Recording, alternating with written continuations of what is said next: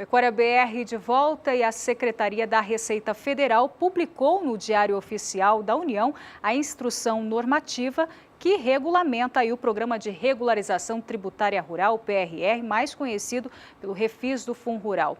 Mais um item está preocupando o setor. O que mais preocupa o setor rural está relacionado à possibilidade da Receita bloquear os bens dos devedores. Para os analistas do mercado, o bloqueio sem ordem judicial é um retrocesso jurídico. Tanto que o Partido Socialista Brasileiro, o PSB, já entrou com uma ação no STF contra o projeto. O partido questiona vários itens do refis do Fundo Rural. A ação no STF está com o ministro Marco Aurélio e não tem data para ser julgada. O produtor que aderir ao programa tem que pagar 2,5% do débito e o restante em até 176 vezes. A bancada ruralista se prepara para derrubar os vetos do projeto do Fundo Rural. Isso deve acontecer no retorno do recesso parlamentar, já a partir de fevereiro. Odacil Canepa para o SBA. E esse programa de regularização tributária, o PRR, tem condições diferentes para o produtor rural, pessoa física ou jurídica, e para o adquirente de produtor rural ou cooperativa. Acompanhe. As regras para o produtor rural são as seguintes: pagamento mínimo de 2,5% do valor da dívida consolidada em até 2 parcelas mensais iguais e sucessivas. Restante da dívida parcelada em até 176 meses, equivalentes a 0,8% da média mensal da receita bruta proveniente da comercialização de sua produção rural do ano cível imediatamente anterior ao do vencimento da parcela, e redução de 100% os juros de mora. Já para o adquirente de produtor rural ou cooperativa, a lei prevê pagamento mínimo de 2,5% do valor da dívida consolidada em até 2 parcelas mensais, iguais e sucessivas, restante da dívida parcelada em até 176 meses, equivalentes a 0,3% da média mensal da receita bruta, proveniente da comercialização do ano cível imediatamente anterior ao do vencimento da parcela, e redução de 100% os juros de mora. É um dos requisitos para a manutenção do PRR, tanto para o produtor rural quanto para quem adquire produção rural, manter a regularidade das obrigações com o Fundo de Garantia do Tempo de Serviço, o FGTS. É um dos requisitos para a manutenção do PRR, tanto para o produtor rural quanto para quem adquire produção rural, manter a regularidade das obrigações com o Fundo de Garantia do Tempo de Serviço, o FGTS. A parcela terá valor mínimo de R$ 100 em casos de produtor rural e montante mínimo de R$ 1.000 para adquirente de produção rural ou cooperativa. As adesões ao PRR se encerram no dia 28 de fevereiro deste ano. E para falar sobre essa regulamentação do Programa de Regularização Tributária, o PRR, que permite aí o parcelamento de débitos do Fundo Rural, nós recebemos aqui no Pecuária BR, nossos estúdios, o advogado Leonildo José da Cunha e também o nosso analista de agronegócios, João Pedro Cuti Dias. Boa noite, João. Boa noite, senhor Leonildo. Boa noite, Renata. Boa noite, Renata. Doutor Leonildo, vamos começar então. Se discutiu tanto no último semestre de 2017 a questão do Fundo Rural. Saíram resoluções do Senado, discussões na Câmara, Frente Parlamentar do Agronegócio. No apagar das luzes da última legislatura, aí, até o fim do ano passado, foi aprovado um projeto de lei do governo federal, da Presidenta da República, e foi promulgada uma lei que regula isso. Essa lei é boa para o produtor rural brasileiro? Olha, na minha visão, ao produtor que nos assiste, aos telespectadores dessa emissora, essa é mais uma dos pacotes de maldade do presidente da República. Por que eu digo que é um dos pacotes de maldade, João e Renata? Porque essa lei, em vez dela vir trazer benefício para o setor produtivo, o setor do agronegócio, o setor que vem realmente colocando esses países nos trilhos, tornando ele viável, o que acontece? Se você pegar o artigo, no artigo 2º da lei, você pegar a letra A, tinha lá a isenção de 100% das multas. O presidente da República vetou. Ou seja, hoje, o produtor rural, a cerealista, ou contribuinte que vir a teoricamente, confessar uma dívida, ele já entra de cara, João, desculpa o palavreado, mas ele já entra devendo. O dobro. O dobro. Porque a multa, quando se fala de multa do INSS, ela começa com o dobro. Tá? Aí o que acontece? Se você pegar de igual forma, se você pegar aqui na lei, essa é a lei que nós temos. Ela não é um projeto de lei, ela é uma lei aprovada primeiro pela Câmara dos Deputados, aprovada pelo Senado Federal e sancionada pelo Presidente da República. Ela já não estava boa. E o Presidente da República ainda veio sancionar o pouquinho que nos restava para salvar o agronegócio. Na versão original haveria uma redução de 90% das multas e da... Não, 100%. 100%. 100%. A letra A... E da correção monetária. Sim, sim, a letra A do artigo, se me permite, que isso aqui é importante, que o nosso público fixciente, a letra A diz o seguinte: 100% de isenção das multas de mora de ofício e dos encargos legais, incluindo os honorários advocatícios. Tá? Então, o Presidente da República vetou.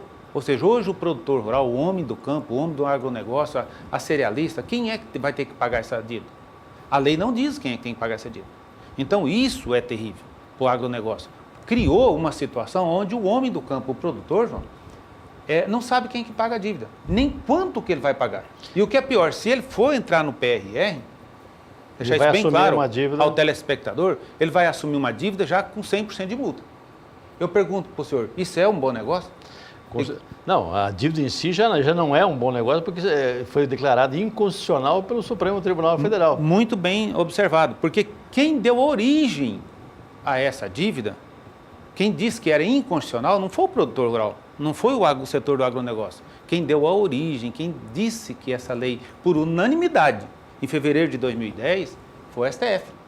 E agora retrocedeu. Trocou 2, 3 juízes e mudou... Não, trocou mais. Trocou mais. E foi por encomenda, né, o Alexandre de Moraes lá, para poder criar o voto divergente, que nós constitucionalizou, desculpe a expressão, mas quem é do setor jurídico, quem conhece a lei, ele constitucionalizou pontinho, pontinho.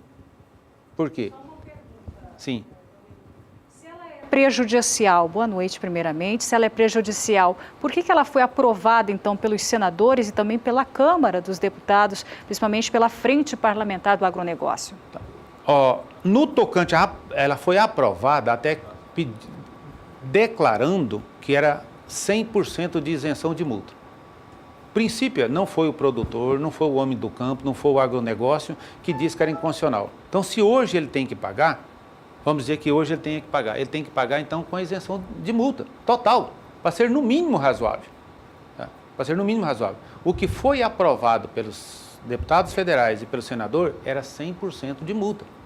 De multa isenta. O cidadão não tem de pagar multa. Tá? Mas aí o presidente da República veio e vetou esse artigo. Tá? Ele vetou, ou seja, o produtor, para hoje partir para o PRR, ele tem que pagar, já entra, se a dívida, vamos dizer assim, é 100 mil reais, ele já passa a dever 200. Ainda mais juros, correção monetária e honorários advocatícios. Bom, desse momento, o produtor eu tenho certeza que a grande maioria dos produtores não tem noção do problema. Como é que as lideranças sindicais, as confederações estão encarando essa situação? Agora que já estamos saindo do período, já voltando ao normal o país. Eu até fiz um artigo que está circulando por aí, onde eu acredito que a grande maioria dos produtores rurais, e principalmente dos colegas tributaristas, que está de férias, merecidos, né, ainda não viram, não puderam dar esse esclarecimento às cooperativas, às empresas e principalmente fazer com que o setor do agronegócio pressione os seus representantes. Porque, olha só, hoje nós podemos derrubar esses vetos presidenciais que veio prejudicar a lei que já não era boa. Deixar isso bem claro.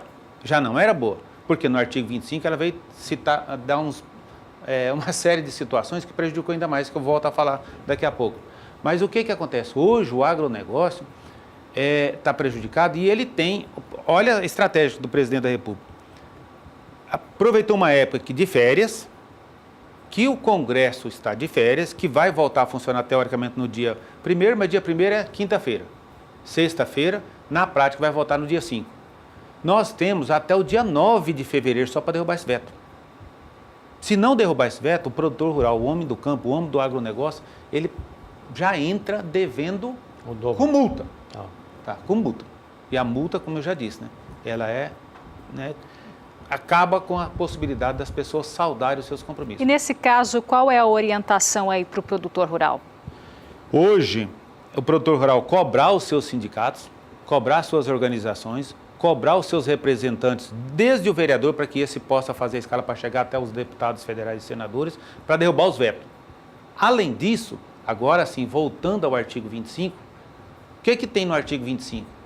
É aonde a reportagem anterior menciona que já até algumas organizações entrou contra, pedindo a inconstitucionalidade dessa lei, porque ele altera a questão do direito processual. Ele dá hoje ao procurador da Fazenda Nacional o direito de fazer administrativamente a indisponibilidade dos bens do produtor. Isso é tão grave porque a lei diz o seguinte... Isso é independente dele assumir ou não essa dívida? Se ele assumiu a dívida e deixou de pagar 3 parcelas, ele vai ter o nome lançado nos órgãos de proteção ao crédito, está na lei, no artigo 25, que está na lei. Não é que eu estou inventando, não. Qualquer um que lê vai observar isso. Ele vai fazer uma notificação ao produtor ou ao contribuinte 15 dias depois da emissão. No Código de Processo Civil nosso, qualquer prazo passa a contar após o quê? O recebimento. Essa lei ela veio alterar. Após a emissão, se o cidadão recebeu, o contribuinte recebeu ou não recebeu, começa a contar o prazo. 15 dias depois. E o contribuinte, seu João, ele tem 5 dias para pagar. Quem é que tem hoje o dinheiro para pagar em 5 dias?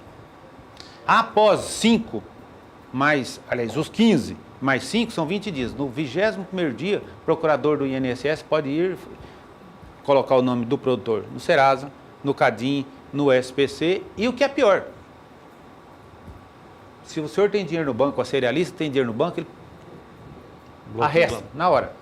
Bloqueio online, como bem o senhor disse, no banco. E a propriedade do cidadão, na lei, não diz que o bloqueio será até o percentual do débito, não. É bloqueio de bens. Quando falar de bens, você está falando do seu carro, da sua vaquinha, da sua propriedade, inclusive não é só propriedade rural, não. Se o senhor tem uma dívida lá, tem uma empresa, por exemplo, eu tenho uma dívida lá, pode bloquear a sua casa. A grande questão hoje, o caminho que o produtor teria que se fazer é lutar junto aos seus congressistas para que derrubasse o veto. Primeira situação, nós precisamos de ter isso claro. Nós precisamos de derrubar os vetos presidenciais. Se não derrubarmos os vetos presidenciais, produtor, contribuinte que nos assiste. Se não derrubarmos os vetos presidenciais, nós temos até o dia 9 de fevereiro, a lei vem para começar com multa. Então, como é que você vai pagar uma multa daquilo que você não foi culpado por isso? Esse veto para ser derrubado passa pela Câmara e pelo Senado ou para ambas as casas? Para ser convocado essa Assembleia para derrubar os vetos presidenciais, ela precisa de ser uma reunião que a gente chama de sessão múltipla ou sessão conjunta das duas câmaras, da Câmara dos Deputados e do Senado. E o que é pior nisso ainda, são sessão qualificada que a gente chama. Ou seja, você precisa de ter 75% dos votos mais um para derrubar. Tá? Essa é a situação. O produtor rural hoje, ele precisa de acordar, o setor do agronegócio, ele precisa de acordar para isso, ele precisa de pegar algum jurista da sua confiança, pedir para ler essa lei, interpretar e buscar incessantemente, senhor. Doutor, muito boa, acho que esse alerta aos produtores rurais brasileiros, acho que está todo mundo meio anestesiado, não sei se foi a questão de mudança de ano, festa e tal, só que nós temos um deadline, que é dia 5 de fevereiro, para começar a processar isso nas duas câmaras. O que é pior, nós temos a data fim, que é o dia 9 para derrubar os vetos, é o dia 9 de fevereiro. Então, eu acho que o momento é extremamente oportuno. Obrigado pelas suas informações. Eu acho que o senhor e a senhora têm que chegar e se preocupar, procurar seu sindicato, procurar para verificar isso. Caso contrário, vai ter um problema sério para resolver no futuro. Tá certo. Se me permite, só mais um detalhe, eu sei que vou adiantar da hora. Tem gente ainda sonhando com aquela resolução do Senado. Ela não existe mais. Após a aprovação da Lei 13.606, revogou a resolução do Senado. Ela não existe mais no mundo jurídico. Tá? Hoje nós temos uma lei aprovada pelas duas câmaras, pela Câmara dos Deputados, pelo Senado e sancionada pelo Presidente da República. Com vetos. Com os vetos, que é o que prejudica ainda mais o setor do agronegócio. Tá? A gente que agradece, no caso, o convite para poder esclarecer o setor do agronegócio e realmente é preocupante, muito preocupante. Tá? E colocamos à disposição para eventuais momentos que forem necessários, que julgarem necessários. Estamos aí para somar com o setor do agronegócio. Muito obrigado, doutor Leonildo. E é mais um problema que o senhor vai ter daqui para frente para resolver. Acho que o produtor rural brasileiro ele gosta de emoções e mais uma emoção para resolver, infelizmente. Grata. Obrigado. Obrigada pela presença, Leonildo, e obrigada, João Pedro Cuti Dias, também abordando aí sobre Fundo Rural.